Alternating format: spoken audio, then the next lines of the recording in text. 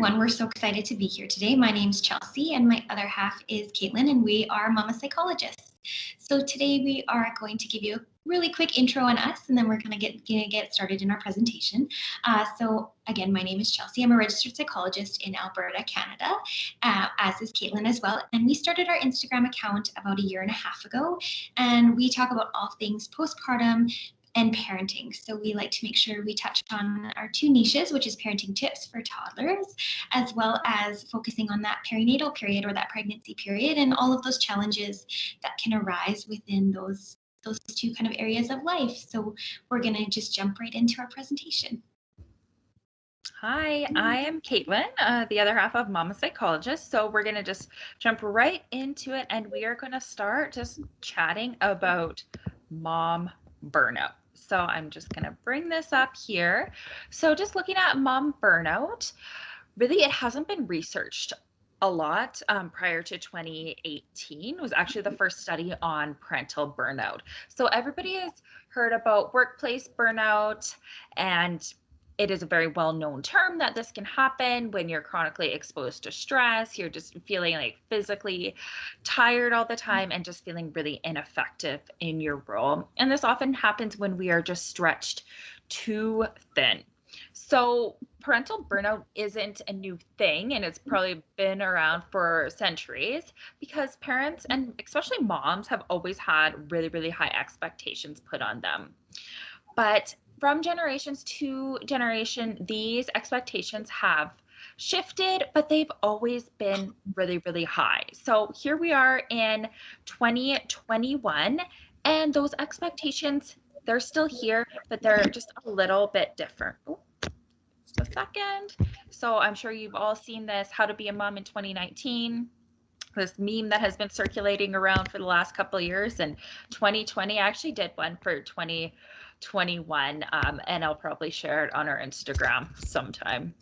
So just who is vulnerable to burnout? So it's somebody who has a tendency to be a perfectionist, somebody who values routine, and people who are people pleasing are especially vulnerable to burnout. So a term that was coined by Winnicott is the good enough mother. So it acknowledges that there's no perfect mother, but just moms that do a good enough job. And we cannot be expected to be perfectly attuned to our children all the time. And even if we were, the outside world definitely is not perfectly attuned all the time.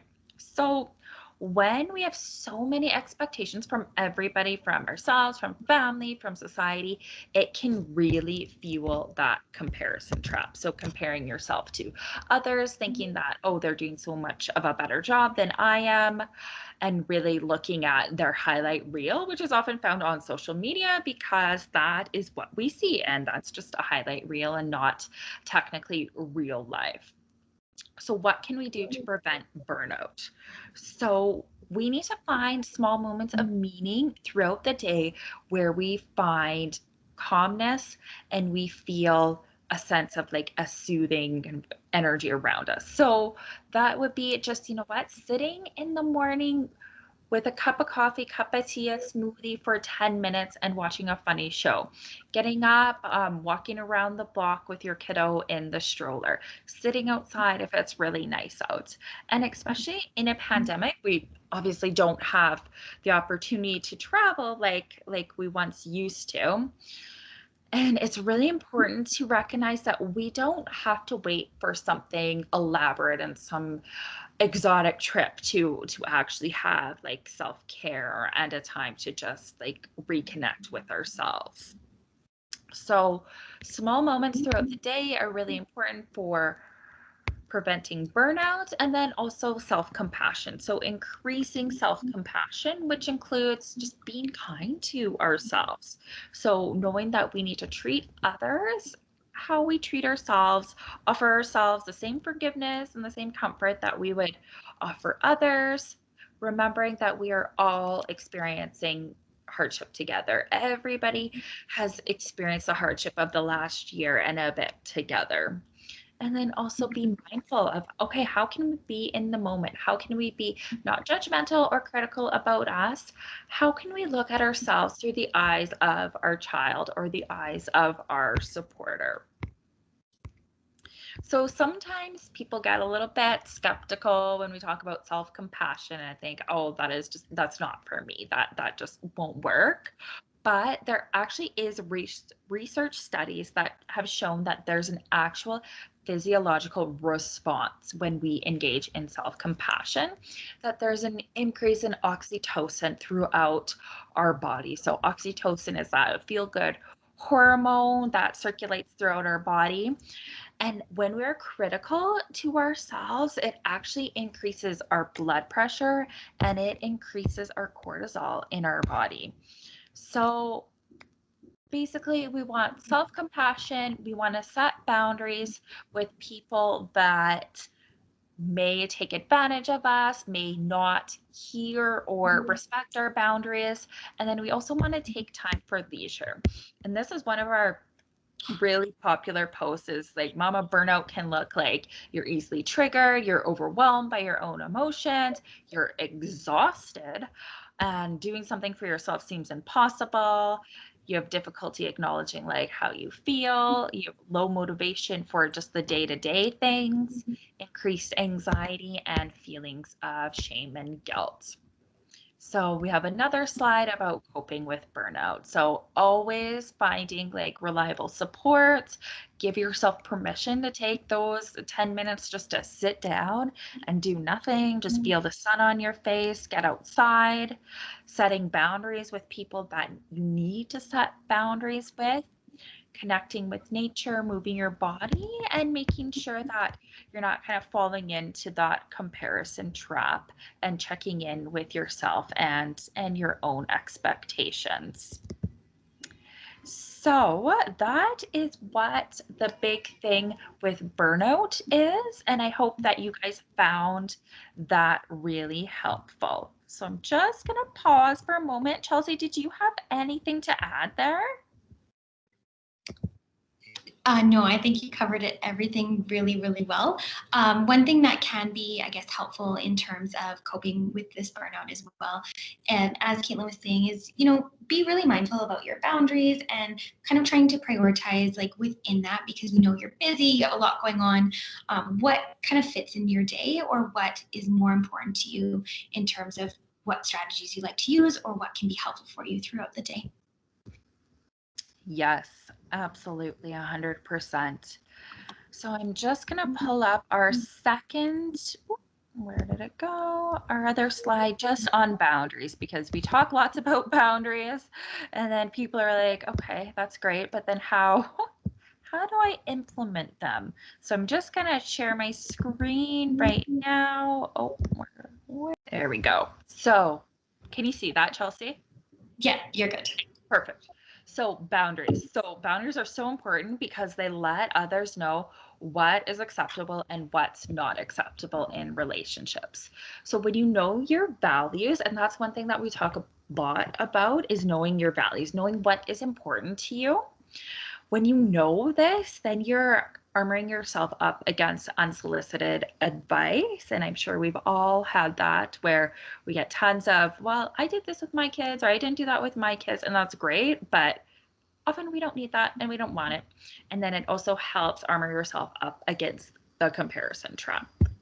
So it's really common that we can get pushback from people who don't have the same values as us. So that'll happen. And the only person that we have to convince of our boundaries is ourselves.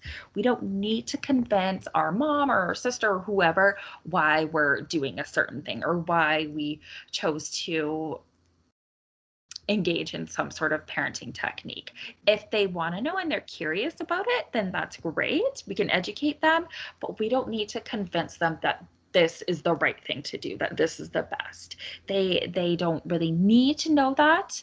So one thing that we often get from our community is, how do I set boundaries with somebody who is commenting or questioning my parenting style? So this can be super tricky and interesting because when it's our family and our parents or grandparents or aunts and uncles or whoever, there's always two parts of us when dealing with family. So there's that child part, that old part that wants to be a good kid, that wants to make your parents happy, that part that's always looking for approval and acceptance because that's typically what kids do because it's adaptive. So when there's a conflict between that child part and that adult part where it's like, no, this is what I'm doing, this is my decision, I'm an adult, I have a child, I decide what to do, it can really kind of highlight a bit of feeling uncomfortable within setting that boundary. So just being mindful that when you're setting boundaries with family, there's always two parts. There's that kid part that's still there because it's your family and it's your parents, but then you're an adult and there's an adult part there as well. So, how to set the boundary. So, simply just, I need you to respect our differences and not comment on my choices. And then if you get pushback, if you get that guilt trip, you can always respond with empathy. And it's just like, yeah, I get that. That's hard. It's hard not to see the kids. But then if you're getting that pushback, that's their resistance. That's not yours. That's about them. So really, when it comes down to setting the boundary, say what you need. I need you to blank. And then set the boundary, right? And give that empathy. You really want to see the kids. I get that. That's disappointing. However, this is our rule. So setting boundaries are so important that they need to be firm, and you can give them empathy, but you don't have to convince them of anything, of why you're setting your boundary, because you're the adult and you've made that decision. Is there anything else that you would add there, Chelsea? I think one thing is just that it takes some practice, and it's important to know that you might not feel as successful through this process all the time, or it might be really challenging in the beginning because you're not used to using this language or not used to setting these boundaries with people in your life, which can be uncomfortable and it can be hard, and that's okay too. And it's okay to practice it when you feel like you're able to, and get used to setting those boundaries. Yes, absolutely. So we're mindful of the time. We're just about out of time. So one thing that we're really excited about that we wanted to share with you guys is that we have a Mama Psych membership where we dive in really deep to all of these topics, and we will help you and guide you in how to set boundaries, in strategies to deal with tricky situations. And we talk a lot about postpartum depression, anxiety, OCD, postpartum stress syndrome, and we also talk a lot about toddlers. So we will give you strategies and support in how to manage these hard and tricky situations. So right now we have it at $20 a month for a limited time. So come join our Instagram page. The link is just in our bio, and we will somehow attach it here if we can. But we will also give our listeners here a discount code for 25% off. So, our other goal with this membership is just to create a sense of family and a sense of community, because we find with COVID, everybody's really lacking a sense of feeling heard and supported and validated. So we are hoping that you can come join our membership and join our community and get the strategies and support that you need. Anything else to add to that, Charles? No, I think the one thing I guess we just typically want to do is, we know it's, we know COVID is draining and it's been a long year. Parenting itself on its own as a mom is hard. So it's okay to give yourself that grace and to want to invest in yourself and find those strategies that work for you that can help make your day to day a little bit easier, or make even just your overall well being a little bit better. Perfect. So that's all we have. So come join us at Mama Psychologist for amazing tips and tricks and support. See you guys.